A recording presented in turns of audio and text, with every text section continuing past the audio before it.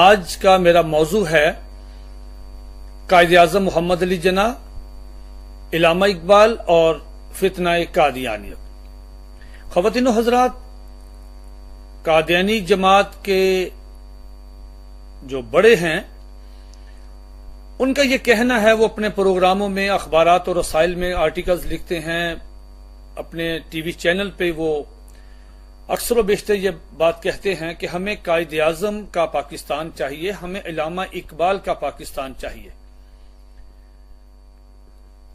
شاید ان کو معلوم نہیں کہ قائد اعظم محمد علی جناح اور حضرت علامہ اقبال رحمۃ اللہ علیہ ان کے بارے میں کیا نظریات رکھتے تھے۔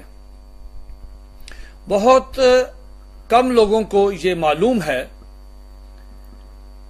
کہ قادیانی جماعت نے ہمیشہ قائد اعظم محمد علی جناح رحمۃ اللہ کی مخالفت کی۔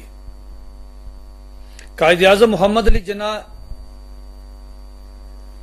بے شک ساری زندگی انگلینڈ میں رہے، لیکن ایک کریڈٹ ان سے کوئی نہیں چھین سکتا، ان کا بدترین دشمن بھی ان کے کردار پر انگلی نہیں اٹھا سکتا۔ قائد اعظم محمد علی جناح کی پوری زندگی ایک شفاف آئینے کی مانند ہے، انہوں نے کبھی ایک ٹیڈی پیسے کی کرپشن نہیں کی۔ قائد اعظم محمد علی جناح نے انگلینڈ میں رہتے ہوئے کوئی ایک سنگل ثبوت نہیں دے سکتا کہ انہوں نے کبھی کسی کلب میں جا کے نعوذ باللہ کبھی زنا کیا ہو۔ لیکن یہ اعزاز صرف قادیانی جماعت کے بانی مرزا غلام احمد قادیانی کو اور ان کے خلفاء کو حاصل ہے کہ وہ تھیٹر بھی دیکھتے تھے اور وہ سینما بینی بھی کرتے تھے، اور ان پہ زنا کے الزامات بھی لگے اور ان پہ مالی کرپشن کے الزامات بھی لگے۔ قائد اعظم محمد علی جناح رحمۃ اللہ علیہ جو ہیں، انہوں نے پوری زندگی جب بھی کسی صحافی نے سوال کیا اور ان سے پوچھا کہ آپ پاکستان بنانے جا رہے ہیں، وہاں کے پاکستان کا آئین کیا ہوگا، قائد اعظم محمد علی جناح کا صرف ایک ہی جواب ہوتا تھا۔ وہ فرماتے تھے کہ ہمارا آئین 1400 سال پہلے بن چکا ہے اور وہ آئین قرآن مجید ہے۔ قرآن مجید حضور علیہ الصلوۃ والسلام کو آخری نبی کہتا ہے، نبی کریم علیہ الصلوۃ والسلام پہ نبوت ختم کرتا ہے۔ قادیانی کہتے ہیں کہ نبوت جاری ہے۔ قادیانیوں کے نظریات اگر قائد اعظم رحمۃ اللہ علیہ کو معلوم ہو جاتے تو وہ شاید اللہ ان کو تھوڑی سی اور زندگی دیتا تو وہ شاید قادیانیوں کو اپنی زندگی میں غیر مسلم اقلیت قرار دے دیتے۔ اس سے بڑی ستم ظریفی کیا ہوگی کہ قادیانی مختلف چینلز پہ آ کے اپنے آرٹیکلز میں چیخ چیخ کر کہتے ہیں کہ قائد اعظم رحمۃ اللہ علیہ نے سر ظفر اللہ خان قادیانی کو اپنا بیٹا بنایا ہوا تھا، وہ اسے منہ بولا بیٹا کہتے تھے۔ لیکن شاید کسی کو کم معلوم ہو کہ یہ کیسا ناخلف بیٹا تھا کہ جس نے قائد اعظم محمد علی جناح کا جنازہ نہیں پڑھا۔ وہ غیر ملکی، غیر مسلم سفیروں کے ساتھ باہر گراؤنڈ میں بیٹھا رہا علیحدہ، اور اس سے جب صحافیوں نے سوال پوچھا کہ آپ نے قائد اعظم محمد علی جناح رحمۃ اللہ کا جنازہ کیوں نہیں پڑھا اور کیوں نہیں پڑھ رہے، تو اس نے کہا کہ ہمارے نزدیک قائد اعظم محمد علی جناح غیر مسلم تھے، کافر تھے۔ کیوں؟ اس لیے کہ وہ مرزا غلام احمد قادیانی کو نبی نہیں مانتے تھے۔ یہ ہے قادیانی کی رواداری اور یہ ہے love for all hated for none. پہلے قادیانی یہ بتائیں کہ قائد اعظم محمد علی جناح ان کے نزدیک کیا ہیں، کیا وہ قائد اعظم محمد علی جناح کو مسلمان سمجھتے ہیں؟ پھر بتائیں کہ قائد اعظم والا پاکستان چاہیے یا دوسرا پاکستان چاہیے۔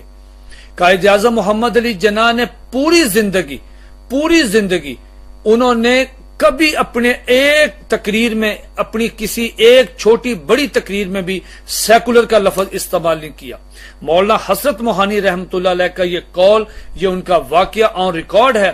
وہ کہتے ہیں کہ جب میں قائد اعظم محمد علی جناح رحمۃ اللہ کو ملنے کے لیے ان کی رہائش گاہ پہ گیا تو میں نے خود اپنی آنکھوں سے دیکھا کہ قائد اعظم محمد علی جناح قرآن مجید کی تلاوت کرتے ہوئے گڑ گڑا کے اللہ تعالیٰ کے حضور رو رہے تھے۔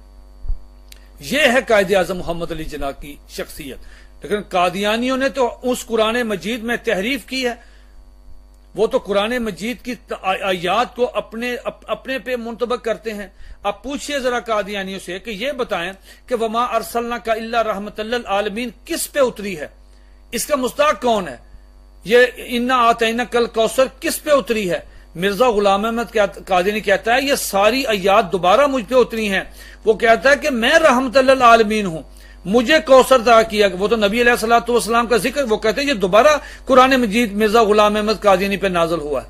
تو یہ وہ قائد اعظم محمد علی جناح کے تو یہ نظریات ہی نہیں تھے.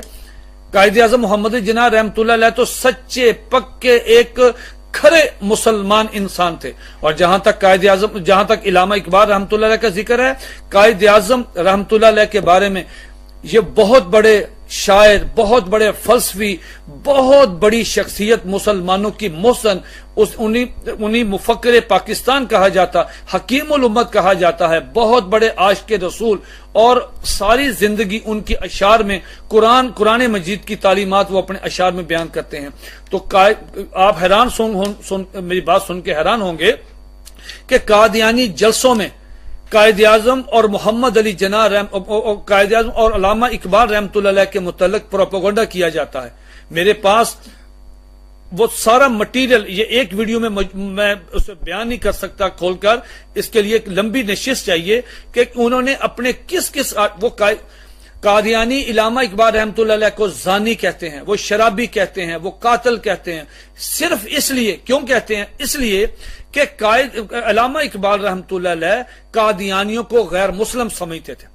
علامہ اقبال رحمۃ اللہ دنیا کی واحد شخصیت ہے، مسلمانوں کی واحد شخصیت ہے، پہلی شخصیت ہے مسلمانوں کی جنہوں نے قادیانیوں کو غیر مسلم اقلیت قرار دینے کے لیے لیجسلیٹو اسمبلی میں قرارداد پاس کروائی تھی، پنجاب اسمبلی میں، کہ قادیانیوں کو غیر مسلم اقلیت قرار دے دیا جائے. یہ ان کی خواہش کے مطابق ہے.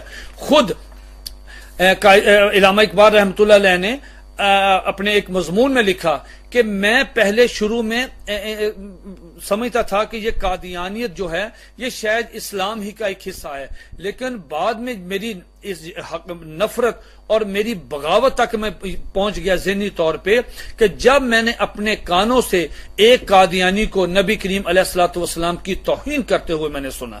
پھر قائد اعظم علامہ اقبال رحمۃ اللہ علیہ نے اپنے خط میں جو جواہر لال نہرو کو خط لکھا، اس خط میں علامہ اقبال رحمۃ اللہ لکھا کہ میں اپنے ذہن میں اس معاملے میں کوئی شک و شبہ نہیں رکھتا کہ قادیانی اسلام اور پاکستان دونوں کے غدار ہیں.